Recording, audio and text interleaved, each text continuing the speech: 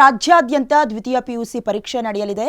ಈ ಬೆನ್ನಲ್ಲೇ ಎಕ್ಸಾಮ್ಗೆ ಸಕಲ ಸಿದ್ಧತೆಯನ್ನ ಕೂಡ ಪಿಯು ಬೋರ್ಡ್ ಮಾಡಿಕೊಳ್ತಾ ಇದೆ.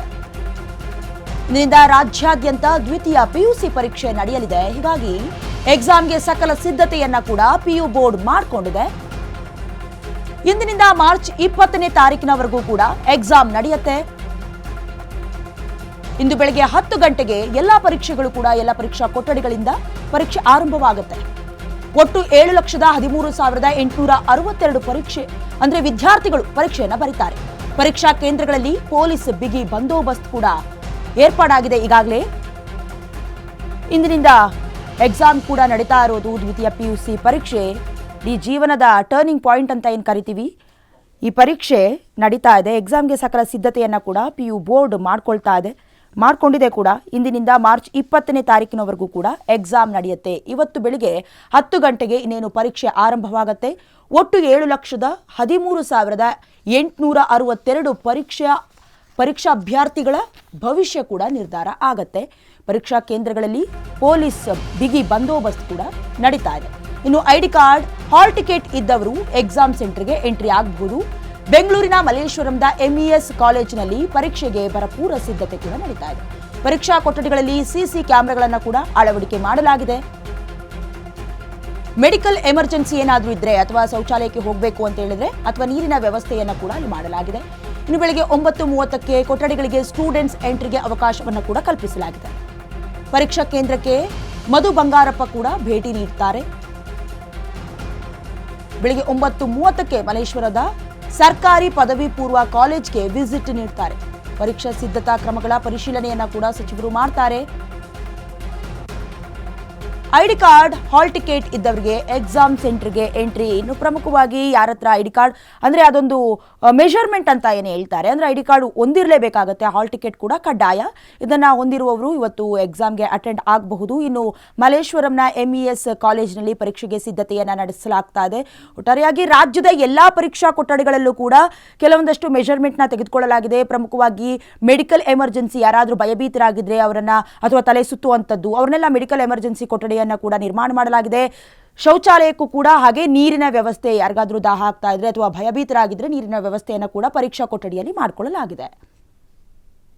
ದ್ವಿತೀಯ ಪಿಯುಸಿ ಪರೀಕ್ಷೆ 1 ಶುರುವಾಗ್ತಾ ಇದೆ. ಆ ನಿಟ್ಟಿನಲ್ಲಿ ನಮ್ಮ ಇಲಾಖೆಯ ಕಾರ್ಯಾನುಸಾರ ಇಲಾಖೆ ಏನು ಡೈರೆಕ್ಷನ್ಸ್ ಇದೆ ಅದರ ಪ್ರಕಾರ ನಾವು ಸಕಲ ಸಿದ್ಧತೆಗಳನ್ನ ನಾವು ಮಾಡ್ಕೊಂಡಿದ್ದೀವಿ.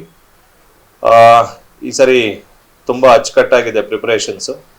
ನಮ್ಮ ಡಿ ಸರ್ ಅಧ್ಯಕ್ಷತೆಯಲ್ಲಿ ನಮಗೆ ತುಂಬ ಕ್ಲಿಯರ್ ಡೈರೆಕ್ಷನ್ಸ್ ಇದೆ. ಅದರ ಪ್ರಕಾರ ನಾವು ಎಲ್ಲ ಸಿದ್ಧತೆ ಮಾಡ್ಕೊಂಡಿದ್ದೀವಿ. ನಾಳೆ ಪ್ರಥಮ ಭಾಷೆ ಕನ್ನಡ ಇರೋದ್ರಿಂದ ಈಗ ಆಲ್ರೆಡಿ ನಮ್ಮ ಸೆಂಟರ್ ಕಡೆಯಿಂದ ಏನೇನು ಸಿದ್ಧತೆಗಳು ಅವಶ್ಯಕತೆ ಇದೆ ಅದನ್ನೆಲ್ಲ ಮಾಡ್ಕೊಂಡಿದ್ದೀವಿ. ಹೊರಗಡೆಯಿಂದ ಬರೋ ಮಕ್ಕಳಿಗೆ ನಮ್ಮ ಕಾಲೇಜಿಂದ ಒಂದು ಹೆಲ್ಪ್ ಡೆಸ್ಕ್ ಅಂತ ಕ್ರಿಯೇಟ್ ಮಾಡಿದ್ದೀವಿ.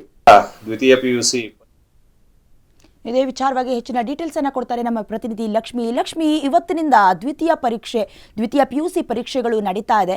ಏನೇನು ವ್ಯವಸ್ಥೆಗಳನ್ನ ಅಥವಾ ಏನೇನು ಮೆಜರ್ಮೆಂಟ್ನ ತೆಗೆದುಕೊಳ್ಳಲಾಗಿದೆ ಎಲ್ಲ ರಾಜ್ಯದ ಪರೀಕ್ಷಾ ಕೊಠಡಿಗಳಲ್ಲಿ ಅಥವಾ ಕೇಂದ್ರಗಳಲ್ಲಿ? ಎಸ್ ಡಯಾನಾ, ಏನು ಅಂತಂದ್ರೆ ಈಗಾಗಲೇ ಇವತ್ತಿನಿಂದ ರಾಜ್ಯಾದ್ಯಂತ ದ್ವಿತೀಯ ಪಿಯುಸಿ ಪರೀಕ್ಷೆ 1 ಆರಂಭ ಆಗ್ತಾ ಇದೆ. ಇನ್ನು ಕಳೆದ ಬಾರಿಗಿಂತ ಈ ಬಾರಿ ಅಂದ್ರೆ ಹೋದ ಬಾರಿ ಮತ್ತು ಈ ಬಾರಿ ದ್ವಿತೀಯ ಪಿಯುಸಿ 1, 2, 3 ರೀತಿಯಲ್ಲಿ ಪರೀಕ್ಷೆ ನಡೆಸುವುದಕ್ಕೆ ಪರೀಕ್ಷಾ ಮಂಡಳಿ ಈಗಾಗಲೇ ಸಿದ್ಧತೆ ಮಾಡ್ಕೊಂಡಿರುವಂತದ್ದು.